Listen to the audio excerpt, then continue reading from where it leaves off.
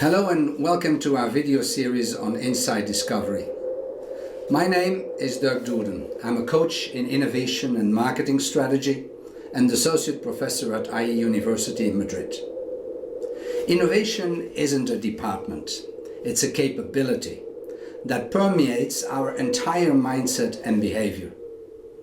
My purpose is to teach people how to see what others don't, so we can learn to solve quality problems and strengthen our ability to shape a post-growth economy. The corona crisis is like an unintended selfie of our society, and if there's one thing it has taught us, it is that we must evolve to a new world. And I have no doubt that insight-led innovation will be a major contributor to the challenges that lay ahead of us. In the previous videos, we defined what insight really means and how we can use sources such as voyages, contradictions and orthodoxies to discover insights. In this third episode, titled Quarantine at the Edge, we'll explore two other channels, analogies and anomalies, and draw insight from a survival story about quarantine that happened right here at the end of the world.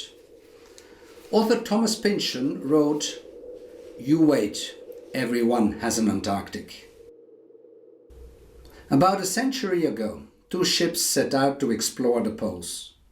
A Canadian expedition led by Viamour Stephenson to the north, a British by Sir Ernest Shackleton to the south.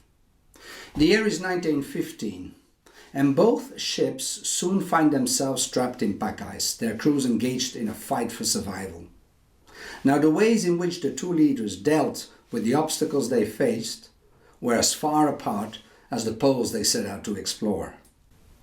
In the north, the crew of the Carlook found themselves transformed into a band of self-interested, cheating and disparate individuals. The disintegration of the team would lead to the death of all its 11 members.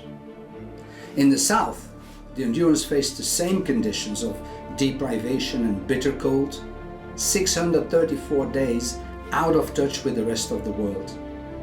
The ultimate quarantine. However, all 28 men made it safe home and not a single life was lost. What are the core reasons that made the outcome of the Endurance expedition so different from that of the Carlook?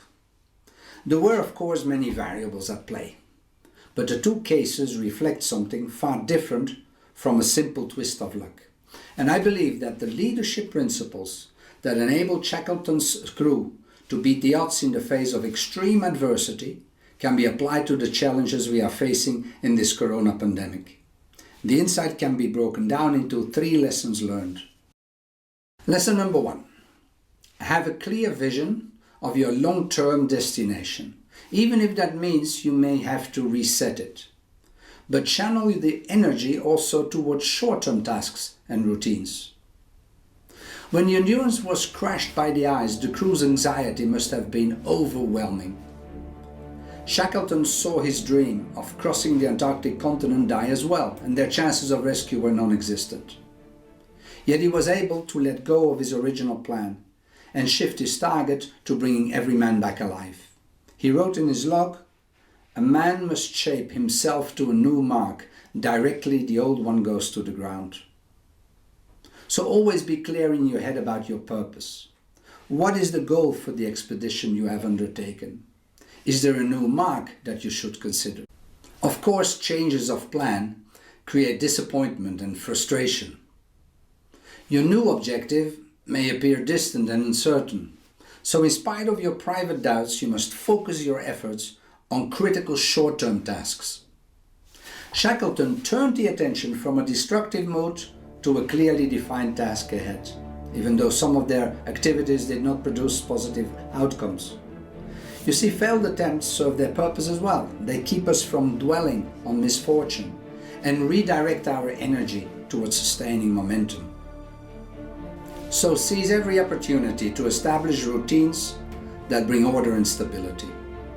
Refuse to be discouraged when some efforts prove unsuccessful, or when there is little to do but wait.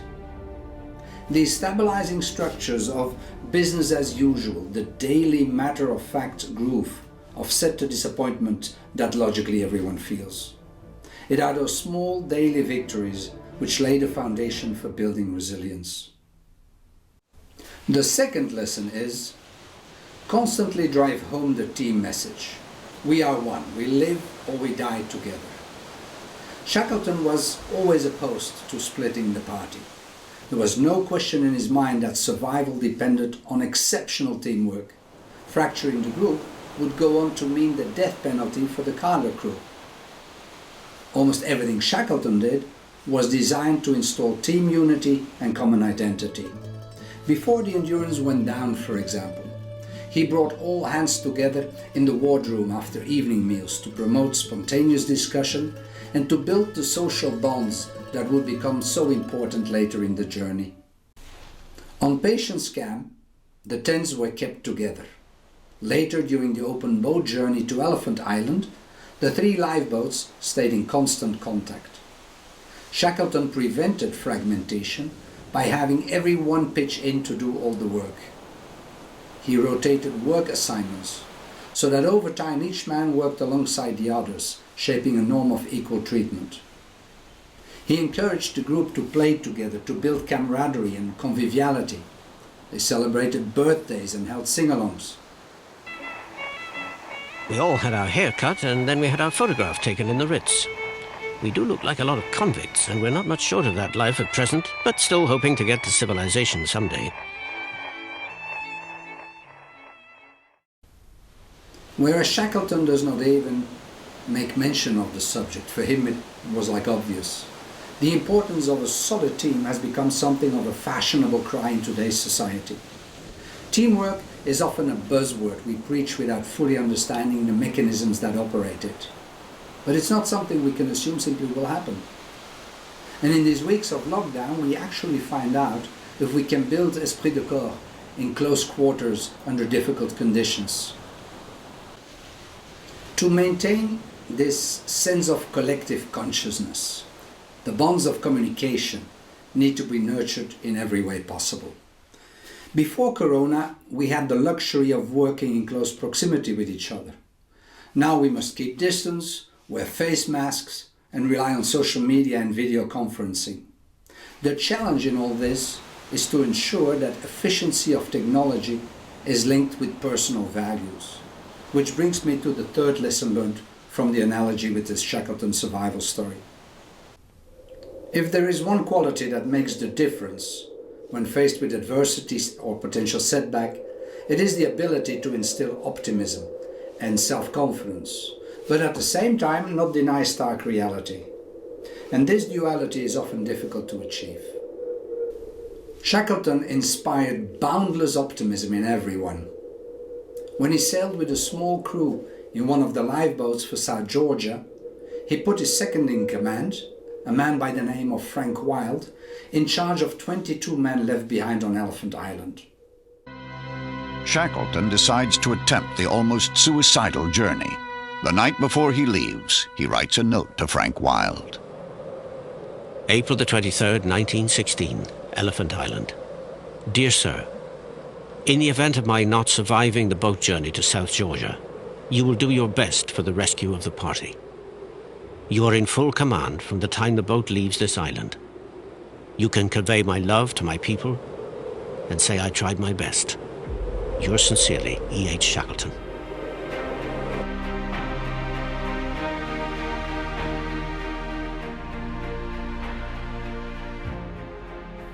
In conclusion, I believe that the story of the Endurance has left us invaluable insights into leadership, teamwork, and tenacity. The analogy provides us measures we can use to assess our own behavior in these days of Corona crisis. Do I have a clear vision of my purpose while focusing my energy also on daily routine tasks? Am I reinforcing effective teamwork in a spirit of conviviality among equal members?